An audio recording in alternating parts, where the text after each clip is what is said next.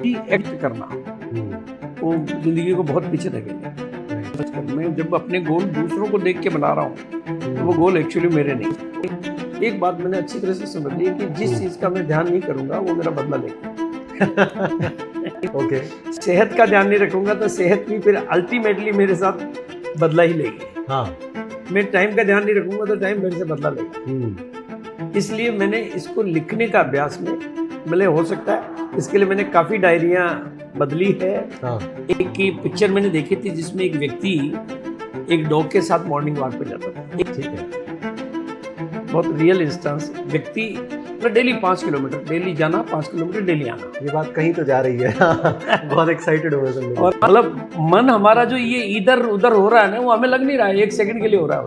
हाँ। लेकिन वो 1 लाख बार हो रहा है। वो इधर उधर में हमारे को मुझे थका रहा है। काम की अधिकता से लोग नहीं थकते हैं, काम की वेस्टेज से थकते हैं। हाँ। वो जो मेरा वेस्टेज हुआ है टेम्परेरी अट्रैक्शन से, जो भी रीजन से। हाँ, ये आपने बहुत अच्छी बात कही नाना जी, क्योंकि बहुत सारे लोग यहाँ पर कंफ्यूज हो जाते हैं कि कौन सी चीज़ उनके लिए इम्पोर्टेंट है और कौन सी चीज़ उनके लिए अर्जेंट है। हाँ। ज़्यादातर लोग अर्जेंट चीज़ों को ही इम्पोर्टेंट मानकर करने लग जाते हैं। नहीं, जितनी बड़ा गोल है उतनी बड़ी टीम चाहिए। टीम चाहिए। इसको तो कहीं पे भी अंडरलाइन कर देना चाहिए।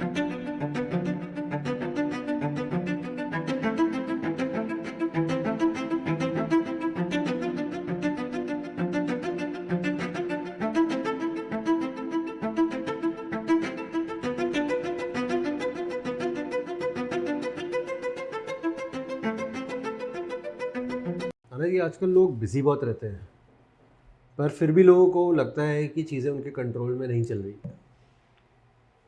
एक्चुअली में आदमी बिखरे हुए रहते हैं। बिखरे हुए रहने की वजह रहती है कि उनके जीवन के कोई क्लियरिटी ऑफ गोल नहीं रहती है। हाँ, एक तो हमने पिछले वाले डिस्कशन में भी बात की थी कि लोग रिएक्ट ही कर लेते हैं क्योंकि उनका एंड गोल है ही नहीं, तो जो सिचुएशन आ रही है उस पर रिएक्ट करते जा रहे हैं। अब अगर मैं ज़िंदगी को नहीं चला रहा हूँ तो ज़िंदगी मुझे चला रही है। वो मेरे साथ भी अभी एक आज की बात है, किसी के साथ मेरा रिएक्ट हो गया था, लेकिन चूंकि मेरा कोई रियल गोल था तो मैंने इमीडिएटली उसको अपनी तरफ से ही रिवाइज कर लिया। ओके। गलती किसी की भी हो, नुकसान तो मेरे को ही होना है। हाँ, तो ये वाले पे तो आई थिंक एक बार हमारा जो पिछला एपिसोड है वो क्लियरली देखना चाहिए अगर किसी को अपना रिएक्टिवनेस ख़त्म करना है तो। बहुत सुंदर हमने अफर्मेशन भी किया था। हाँ, अगर उसको थोड़ा सा 2-3 बार रिवाइज कर लेगा हाँ, तो धीरे धीरे उसको क्लैरिटी आ जाएगी। और राइट, मतलब रिएक्टिवनेस अगर बंद हो जाती है ना, रीएक्ट करना वो जिंदगी को बहुत पीछे धकेल लेता है। राइट। पर आज क्योंकि हम बात कर रहे हैं कि लोगों, जैसे आपने कहा, लोग बिखरे हुए हैं, तो समेटने के लिए एक क्लियर गोल होना बहुत ज़रूरी है। एक क्लियर गोल कैसे बनाया जा सकता है? नहीं, क्लियर गोल के लिए देखो पहले तो खुद को पहचानना होगा। मैं अपने आप को समझ कर, मैं जब अपने गोल दूसरों को देख के बना रहा हूँ तो वो गोल एक्चुअली मेरे नहीं है। मेरे नहीं है। और जब गोल मेरे है ही नहीं तो वो टिके हुए भी नहीं रहेंगे। सही बात। मुझे अपने आप को देखते हुए, अपनी रुचियों को, अपने व्यक्तित्व को, अपनी पात्रता को ध्यान में रखते हुए अपने थोड़े से गोल का मतलब है मेरी क्षमता से थोड़े बड़े गोल गोल बना के और उनको लिखना चाहिए और उनमें क्लियरिटी लानी चाहिए कि ये तो मेरा गोल है ही है, मेरी पहली प्राथमिकता है। इसके लिए मैं जो करता हूँ, मेरी पहली प्राथमिकता क्या है, फर्स्ट प्रायोरिटी क्या है लाइफ की हर बात में। फिर सेकंड प्रायोरिटी क्या है, थर्ड प्रायोरिटी क्या है। आप एग्जांपल देंगे? एक्चुअली में जैसे मैंने पहली प्रायोरिटी पे लिख रखा है मुझे स्पिरिचुअल लाइफ में जाना है। बिल्कुल, भले ही मैं नहीं हूँ। हाँ, लेकिन पहली प्रायोरिटी को वहाँ लाना है, मुझे लाना है कि मेरी पहली प्रायोरिटी तो मुझे स्पिरिचुअलिटी को ही बनाना है। ठीक है। सेकंड प्रायोरिटी में मैंने लिख रखा है कि मेरा हेल्थ, मेरी फैमिली। थर्ड पे मैंने लिख रखा आर्ट्स एंड बिजनेस। लोगों की सेवा। हाँ, मतलब कुछ भी कहो उसको। लेकिन अब चूंकि मैंने इतने साल उस काम को किया है, 24 साल से मैं आरसीएम ही कर रहा हूँ, तो वो तो मेरे संस्कारों में बहुत बड़ा हो चुका है। हाँ, सही बात भाई, मेरी हैबिट्स में वही सबसे ऊपर है। मेरे जीवन की हर एक्टिविटी में वो सबसे ऊपर है, और मुझे पहली प्रायोरिटी शिफ्ट करनी है। शिफ्ट करनी है, हाँ। शिफ्ट करनी है ना, है नहीं, शिफ्ट करनी है। हाँ। ये मेरी अंडरस्टैंडिंग तो आ गई है कि हम्म। पहली प्रायोरिटी स्पिरिचुअल लाइफ। हाँ, और आप कॉन्शियस एफर्ट करते हैं, वो दिखता हाँ। है रेगुलर बेसिस। तभी मैं कॉन्शियस एफर्ट कर पाऊंगा, क्योंकि मुझे कहाँ से टाइम निकालना है और कहाँ डालना है। तो मैं क्या करता हूँ, अपने गोल को ही मैं repeat and repeat and repeat लिखता हूँ। Okay, wow. हाँ, लिखता हूँ, क्योंकि मेरे को पता है कि मैं कहीं ऐसा तो नहीं कि मैंने किसी आवेश में, किसी इमोशन में या किसी मोटिवेशन में ऐसे ही लिख दिया होगा यार स्पिरिचुअल लाइफ। ये बहुत ज़्यादा गहरी बात है जो हाँ। आपने अभी बताई है, क्योंकि मुझे ऐसा लग रहा है कि मैं इस सारे डिस्कशन को छोड़ के पहले अपनी टॉप 3 प्रायोरिटीज लिखूं और फिर उसको बार बार चेक करता रहूं कि कहीं मैंने ये सिर्फ मोटिवेशन में तो नहीं लिखा, कहीं किसी और के प्रभाव में। क्योंकि मेरा ओरिजिनल व्यक्तित्व, मेरी एक फाइनल डेस्टिनेशन तो मैं ही डिसाइड कर पाऊँ। अच्छा, ये मेरा निजी निर्णय है, तो तुमने हमने पूछ लिया। हाँ, ये नहीं तो मैं किसी के सामने एक्सपोजर दे सकता। राइट। और मेरी हेल्थ मेरी प्रायोरिटी होनी चाहिए, मेरा परिवार मेरी प्रायोरिटी होनी चाहिए। हाँ। क्योंकि मैंने इतने साल उसको इग्नोर किया है। यस, वो हो गया है। मतलब वो जो भी उस यंग एज में जो भी है, तो देखो एक बात मैंने अच्छी तरह से समझ ली कि जिस चीज का मैं ध्यान नहीं करूंगा वो मेरा बदला लेगी। ओके। सेहत का ध्यान नहीं रखूंगा तो सेहत भी फिर अल्टीमेटली मेरे साथ बदला ही लेगी। हाँ। मैं टाइम का ध्यान नहीं रखूंगा तो टाइम मेरे से बदला लेगा। इसलिए मैंने इसको लिखने का अभ्यास में, मतलब हो सकता है इसके लिए मैंने काफ़ी डायरियाँ बदली है। हाँ। काफ़ी पेज खराब किए हैं, लेकिन मैंने अपने आप को हर बार लिखते टाइम कि कहीं मैं ऐसा तो नहीं है कि मैं किसी बाहर के प्रभाव से, घटना के प्रभाव से, व्यक्ति के प्रभाव से लिख रहा हूँ। First priority spiritual life. और आपकी बात में एक बहुत इंपॉर्टेंट चीज़ मुझे ये भी समझ में आ रही है कि बैलेंस उतना ही इंपॉर्टेंट है चीज़ों के बीच में। जैसे आपने कहा कि हेल्थ पर ध्यान नहीं देंगे तो वो बदला लेगा, टाइम पर ध्यान नहीं देंगे तो वो बदला लेगा। तो एक बैलेंस होना भी बहुत ज़रूरी, क्योंकि ज़्यादातर लोग सिर्फ अपने काम को लेकर बिजी रहते हैं और फिर वो कहते हैं कि मैं इतना उसमें बिजी हो गया कि मेरा अपने फैमिली पर से कंट्रोल छूट गया, खुद की हेल्थ पर से कंट्रोल छूट गया, या फाइनेंसेस का ध्यान नहीं रख पाए, सिर्फ काम ही करते रह गए। तो एक बैलेंस कैसे मेंटेन किया जा सकता है? नहीं, जब आपको पहली प्रायोरिटीज, अगर आपने अपनी प्रायोरिटीज को, अपने गोल को लिख लिया है, क्लियरिटी से समझा है, और उन पर आप अपना चिंतन अकेले में कर रहे हो कि वाकई कहीं यह आपका ऊपरी ऊपरी तो नहीं है मामला, आंतरिक तौर पे इस पे सच्चाई कितनी है, तो फिर आपके रियल एफर्ट्स उस दिशा में, क्योंकि समय तो डिजिटल दुनिया में थोड़ा सा कम मिलता है।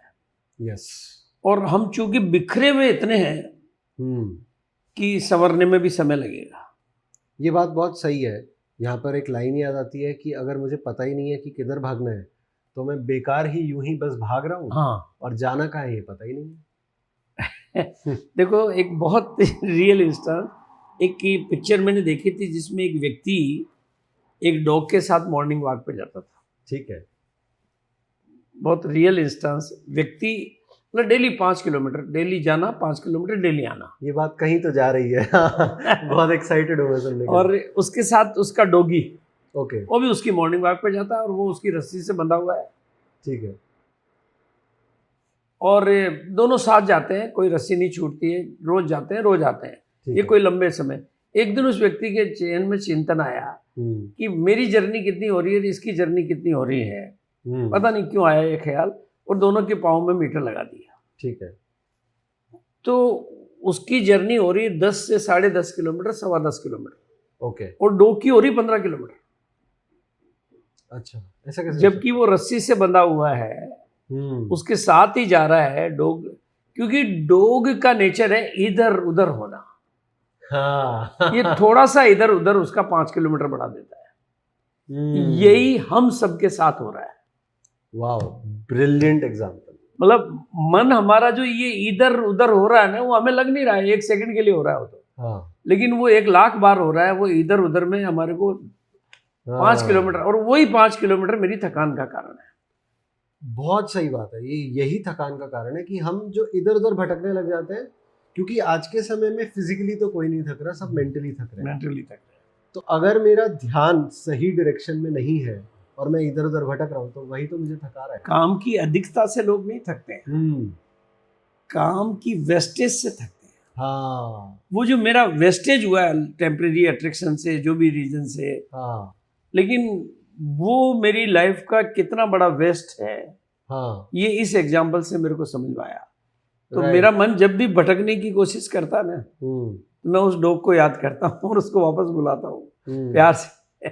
और इधर से उधर स्विच होने में भी स्विचिंग कॉस्ट इन्वॉल्व होती है। हाँ, तो वो स्विचिंग कॉस्ट जो हमारा टाइम भी खा रही है, हमारी एनर्जी भी खा रही है, तो फिर जब सही डायरेक्शन में जाने का समय आएगा, हमारे पास एनर्जी नहीं होगी। नहीं, इसके लिए एकदम clarity of goal, crystal clear goal, crystal clear goal,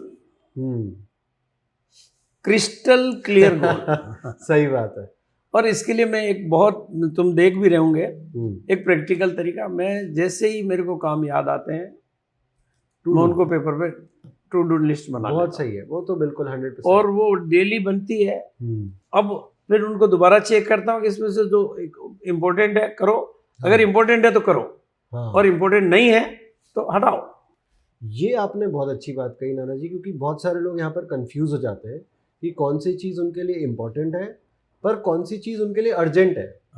ज़्यादातर लोग अर्जेंट चीज़ों को ही इम्पोर्टेंट मानकर करने लग जाते हैं। नहीं, इम्पोर्टेंट अर्जेंट मतलब मैं वो हमेशा डेली ऐसे पेपर पे लिखता हूँ जिसको मैं फाड़ सकूँ। हाँ, ताकि, क्योंकि जिस समय लिखा उस समय मेरी मन की अवस्था अलग थी, हाँ, मेरी स्टेट ऑफ माइंड अलग थी ना। राइट। तो उस टाइम मैं नहीं लिखता, तो उस टाइम हो सकता इम्पोर्टेंट और अर्जेंट में मैं डिफरेंस नहीं कर पाता। करेक्ट। इसलिए उस टाइम तो मैंने नोट डाउन कर लिया। हाँ, लेकिन मेरा अब वो मेरा पेपर मेरा बॉस है, उसको मुझे क्लियर करना है। तो इम्पोर्टेंट को करना है और बाकी को छोड़ के क्लियर। राइट। अगर उसमें से भी कोई ऐसा है जो नहीं हो पा रहा है तो अगले दूसरे पेपर पे लिख दूंगा मैं। यहाँ पर मैं जनरली एक प्रैक्टिस फॉलो करता हूँ, जिससे बहुत कॉमन कॉन्सेप्ट है आइजनहावर मैट्रिक्स। ये 4 भाग में डिवाइड कर देता है। इम्पॉर्टेंट है और अर्जेंट भी है, इम्पॉर्टेंट है पर अर्जेंट नहीं है, इम्पॉर्टेंट नहीं है पर अर्जेंट है, इम्पॉर्टेंट भी नहीं है, अर्जेंट भी नहीं है। तो जो भी मुझे लगता है कि इम्पॉर्टेंट और अर्जेंट दोनों ही नहीं है, उसे तो मैं हटा ही देता हूँ। जो मुझे लगता है कि इम्पॉर्टेंट तो है पर अर्जेंट नहीं है, उसे मैं शेड्यूल कर लेता हूँ कि मुझे करना है पर बाद में। बिल्कुल। जो इम्पॉर्टेंट भी और अर्जेंट भी वो मैं अभी के भी करता हूँ। और जो ऐसी चीज़ें हैं जो अर्जेंट फील हो रही है पर इम्पॉर्टेंट नहीं, उसे मैं एक बार चेक कर लेता हूँ क्या ये मेरे करने के लिए ज़रूरी है, या मैं किसी और से करवा सकता हूँ, या फिर मैं इसे टाल सकता हूँ, क्या मुझे वहाँ पर एक्शन लेना है, ये डिसीजन बना के मैं आगे बढ़ जाता हूँ। Very good. तो उससे बहुत ईजी हो जाता है, क्योंकि मैंने ये नोटिस किया है अपने ही साथ में, और ये जनरली किसी के भी साथ में होता होगा कि जब बहुत सारे काम होते हैं, जो कि एक व्यक्ति के पास में बहुत सारे काम होते हैं, तो वो ओवरवेल्म कर देता है और हम सिर्फ इसी बात से अटक जाते हैं कि डिसाइड ही नहीं कर पाते क्या करना है। नहीं, इसके लिए मैं लिखने की प्रैक्टिस क्यों करता हूँ कि मैं दिमाग को खाली रखता हूँ। राइट। मैं भी वो आपको ही देखकर मैंने सीखा है। मैं सालों से देखते आ रहा हूँ कि आपका मतलब आज के दिन का टू डू, आपके मतलब पूरे साल भर का शेड्यूलिंग, जो ये मैंने क्योंकि बड़ा हुआ हूँ आपको देखते देखते, तो मैंने देखा है। और मेरी हमेशा से एक सोच थी कि यार आपका अभी से लेकर इतने महीनों तक का शेड्यूल बना हुआ है तो मेरा भी होना चाहिए। ये क्लैरिटी देता है। नहीं, अदरवाइज क्या है कि मेरे मन में वो थॉट चलता रहेगा, यार संकेत से आप बात करनी है, संकेत को ये कहना है, संकेत को ये काम करना, अरे उसको यहाँ से मैं लिख के भूल जाता हूँ। हाँ, ताकि दिमाग मेरा खाली रहे। राइट। तो उससे क्या है कि हम हल्के रहते हैं, और जितने अपन हल्के रहेंगे बाकी सारी काम हमारे हल्के से हो जाएंगे। मैं यहाँ पर अपने क्लाइंट्स को एक एग्जांपल देता हूँ कि आप अपने माइंड को एक ओबीडियंट पर बेवकूफ असिस्टेंट की तरह से समझो। हाँ, बिल्कुल राइट है। बिल्कुल ओबीडियंट पर बेवकूफ। हाँ, उसको बेवकूफ की जगह शब्द अपन यूँ कह सकते हैं इनोसेंट। इनोसेंट, कि इसे अगर आप बहुत सारी चीजें एक साथ डाल दोगे तो ये कंफ्यूज हो जाएगा, इसके पास में शक्ति नहीं है। पर अगर आप इसे बोलोगे कि चल बेटा यहाँ पे ये लिख दिया है, एक एक करके इन सबको ऐसे ऐसे फॉलो कर, तो वो सारी चीज़ों को फॉलो करके करवा देगा। एक्चुअली में mind is a very fertile land. हाँ। दुनिया की सबसे उपजाऊ ज़मीन है। वहाँ पे आप जो भी चाहोगे कर सकते हो, लेकिन उससे काम लेने की आर्ट है। काम लेने की हाँ। आर्ट। हम मैं- उसको इधर उधर की बातों में नहीं उलझाएंगे, वेस्ट थॉट नहीं रखेंगे। पिछले एपिसोड में हमने जो लेट गो की बात करी थी, हाँ, वो लेट गो भी बहुत इम्पोर्टेंट है, बहुत इम्पोर्टेंट है। बहुत इम्पोर्टेंट है। नहीं तो हम इतनी फर्टाइल लैंड में इतनी वेस्ट फसल बो दी। हाँ, क्योंकि मैंने ये हमेशा नोटिस किया है कि, और मैं इसको बहुत प्रैक्टिस करता हूँ कि जब भी मैं जल्दी उठना चाहता हूँ या किसी पर्टिकुलर टाइम पे उठना चाहता हूँ, ट्रेन पकड़नी है, फ्लाइट पकड़नी है, या ट्रेन के अंदर है, उठना है, तो मैं अपने माइंड को सोने से पहले कमांड देकर सोता हूँ कि मुझे इतनी बजे उठा देना, क्योंकि वो असिस्टेंट है तो वो मुझे उठाएगा, और वो वाकई में मुझे अलार्म बजने के 5 मिनट पहले उठा देता है। बिल्कुल, मेरे साथ भी यही होता है। सेम होता है, और ये सभी के साथ में होता है। नहीं, घर पे मैं जब होता हूँ तो कभी भी 4 बजे नहीं उठ पाता हूँ या जल्दी नहीं उठ पाता हूँ, लेकिन आज तक मेरी कोई भी ट्रेन चाहे 3 बजे पहुँचने वाली हो, हाँ, 4 बजे पहुँचने वाली हो, कभी किसी अगले स्टेशन पर नहीं गया। राइट। उससे पहले मेरी, क्योंकि माइंड को कमांड। यस। तो अगर माइंड, जब मैं सो रहा हूँ तब भी वो पीछे में एक्टिव है और वो असिस्टेंट जो है वो मेरा काम कर रहा है, तो मुझे सिर्फ ये ध्यान रखना है कि मैं उसको कितना स्पष्ट, कितना स्पेसिफिक कमांड दे सकता हूँ और कितना उसके लिए उस चीज़ों को फॉलो करना आसान बना सकता हूँ, वो फॉलो करके कंप्लीट कर देगा। नहीं, बिल्कुल, mind is very powerful, very innocent, very powerful but very innocent, right, and most obedient.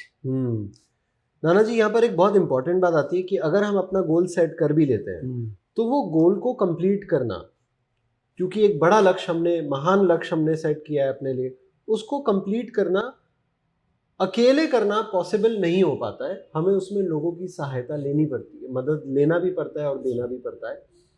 जितनी बड़ा गोल है उतनी बड़ी टीम चाहिए। टीम चाहिए। इसको तो कहीं पे भी अंडरलाइन कर देना चाहिए। यस। जितना बड़ा गोल, भाई महात्मा गांधी के लिए बहुत बड़ा गोल था, तो उतनी बड़ी टीम चाहिए। हाँ, उसको टीम कहो या जो भी है, मतलब कोई भी महान गोल दूसरों की मदद के बिना हासिल नहीं किया जा सकता। मेरे बहुत सारे क्लाइंट्स हैं जिनको मैं सिखाना पड़ता है मुझे कि आपको पीपल हैंडलिंग कैसे करनी है, आपको टीम डेवलपमेंट कैसे करना है, क्योंकि आज वो जिस पोजीशन पर है, एक बहुत ही सीनियर पोजीशन पर वो ऑलरेडी है, पर उससे भी सीनियर पोजीशन पे जाने के लिए मैं हमेशा उनसे कहता हूँ कि अगर आपकी टीम आपको आपके एग्जिस्टिंग पोजीशन पे रिप्लेस नहीं कर सकती है तो आप आपकी अगली पोजीशन के लिए तैयार नहीं हो। ट्रू लीडर हमेशा अपने से बड़े लीडर तैयार करते हैं। बिल्कुल। अगर आप में अपने आप को, मतलब अपने लीडर तैयार करने की कैपेसिटी नहीं है, हाँ, तो आपके व्यक्तित्व में बहुत सारी कमियां हैं। बिल्कुल। आपको डर है कि कोई मेरे से आगे नहीं निकल, कोई आगे ना निकल जाए, और ये अक्सर डर इसलिए होता है क्योंकि हमें हमारा डिफरेंशिएटिंग फैक्टर नहीं पता होता कि मेरे में क्या यूनिक है। और मुझे लगता है कहीं ना कहीं इसीलिए ऐसा लगता है लोगों को, क्योंकि वो स्किल के पीछे भाग जाते हैं जो कि कॉपी की जा सकती है, रिप्लेस की जा सकती है और अपग्रेड भी होती रहती है। नहीं, इनर वैल्यूज को बढ़ाना चाहिए, उसको कोई छीन नहीं सकता। हाँ, उसको जितना चाहे बढ़ाया जा सकता है। राइट। यहाँ पर प्रिंसिपल्स और मॉरल्स का इंपॉर्टेंस बहुत ज़्यादा फील बहुत होता ज़्यादा है। मैं यहाँ पर एक एग्जांपल देता हूँ, बहुत सिंपल सा, अपने क्लाइंट्स को एक्सप्लेन करता हूँ कि मान लीजिए आपके घर से इक्वल डिस्टेंस पे 2 किराना वाले हैं, उनके पास में उतनी ही कीमत पर उसी बढ़िया पैकेजिंग के साथ में अवेलेबल माल है। आप दोनों पर तो नहीं जाओगे, दोनों में से एक पे जाओगे। एक पे जाओगे। आप किस पे जाओगे? जिसका बिहेवियर, एग्जैक्टली, जिसका नेचर अच्छा है। और यहाँ पर डिफरेंशिएटिंग फैक्टर क्रिएट होता है कि आपका स्वभाव कैसा है। बिल्कुल वही सेम चीज है। हाँ, ये तो आपका बिहेवियर, ये तो पूरी दुनिया में, मतलब आदमी पान खाने के लिए 4 किलोमीटर 6 किलोमीटर, यार पान तो वहीं खाएंगे। हाँ, उनसे सही वो बात क्या करता है, स्माइल, वो भी पान देता है, वो भी पैसे लेता है।